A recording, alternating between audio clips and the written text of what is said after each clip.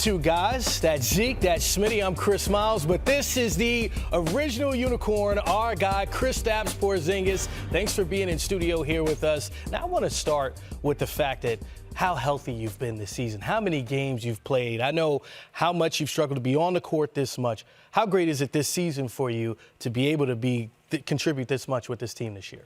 Yeah, it's been great. I've had ups and downs throughout my career, some small injuries. Didn't really have a great rhythm in Dallas. But this year I'm healthy, I'm staying on the floor, I'm enjoying, and that's it, chasing the playoffs. Well, I'd just like to ask this question. I mean, you one of the first bigs that come in at your size, like 7'3". We had a couple of, 6'11", 7 foot, but we ain't never had no 7'3" guys pulling up from the hash mark. So how does that truly feel when you get that hot? Because I've seen you get hot a couple of times where one time I saw you just come across half court and just let it go. And most people weren't used to seeing big guys your size do that. How have you had to adjust and fight the stigma and kind of reverse the change of 7'3" guys shooting it from out there? Again, we had 6'10", 6'11", right. But 7'3" at the hash mark, we hadn't seen that. Yeah, I think. Go ahead. Go ahead. Talk to me. I think Dirk was, one of the first big men that kind of paved the way for me and for many other bigs to start shooting from outside, and he was labeled soft and all of this, So right. Starting with him, and then I think people are no more. They accept more the stretch fives and the bigs, stretch the floor, shooting threes, and now I'm going all the way out and shooting deep threes, and that's cool. The numbers say it's all good, and you can shoot them. So, just playing my game and using my length to my advantage, and using my ability to stretch the floor for my teammates. Yeah. My question is, when you have career high numbers, what has unlocked you from the injuries? I know when I had injuries, my whole thing is I was thinking too much. But when you got healthy, I said, now, Zeke, I can blow by people and don't have to think. What's the one thing because of injuries that you don't have now that's freed up your game? I think for me it's gradual. The more time I'm getting now to play in a rhythm, the more confidence I just keep building, and this year I feel excellent, honestly. I feel good. I have a great support system around me, and I'm looking forward to I'm entering my prime also. I'm 27, 28 this summer. So this is the time that I really had to keep taking my game to the next level. And if I'm staying healthy, I believe I'll keep building on top of this. When he says entering his prime, you got to think 41 points in a game this season, career high. What I like the most is you made 8 threes in the game. 8. And when I watched it, 8. That's a lot. 8. You seem so comfortable catching and shooting over any opponent. So Smitty, who's 6'8", would be a wing that would guard you, right? You're 7'3", so let's show the audience exactly that advantage. Can we get you here? Like how little Smitty is. So if a 3 or even, sometimes a small ball 4 and sometimes a small center now, that's the height difference.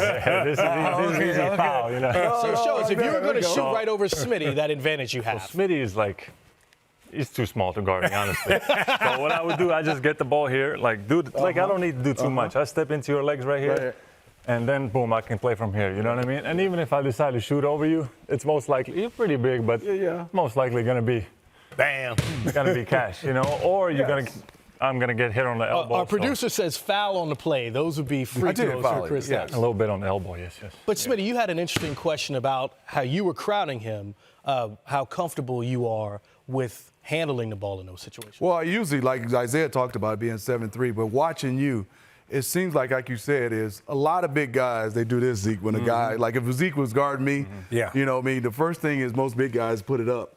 You still here.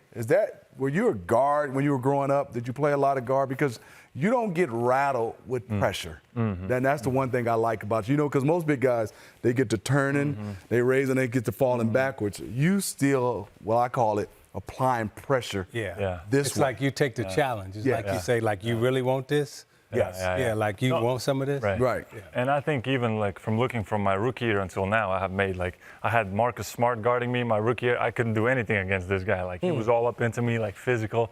But with experience, with getting those reps against smaller guys, I realized like, okay, maybe I don't need to go off a dribble against this kind of guy. I need to step into him, create some space, and just shoot over him. That's going to be the best option in those situations. When he was that close up on you, did you ever think about hitting him in the mouth? The honest answer, yes. Yeah, that's what I'm saying. It's like I always thought like big guys, right? Whenever like if I was guarding like somebody like Smitty, and I got up on him, right? Like your mouth is like elbow range. Well, you know? my whole thing, I'd go into my shot to try to make you. So I used to have to guard guys like that. But anyway, back to you. The other question, in terms of your handle, right? We're talking about your shot. We're talking about how beautiful your shot is in the 8 threes, you know, knocked down from hash mark and everything else. Talk about your crossover and your handle. Like, where did you get the dribbling skills? Smitty talked about guards, right? Yeah. Like, where'd you get the dribbling skills and the ball skills? Yeah. I think that's from a young age when I was a point guard. I used to play point guard, and I think that's when I developed those guard skills, you know, and just kept growing, grew to 7'3", and still maintain some of those skills, being able to attack from the dribble and shoot from outside. Yeah. Can we talk about team chemistry right now? Because to me, you're a well-dressed guy coming into the arena right now. You don't even have a game today. This is game ready. But when Kyle Kuzma, there you go. But when Kyle Kuzma walks into the arena like this, all right, do you guys say, hey, Kyle, you're doing a little too much, or do you applaud this, or do you just let it rock? What goes on in the locker room? All of it goes on, but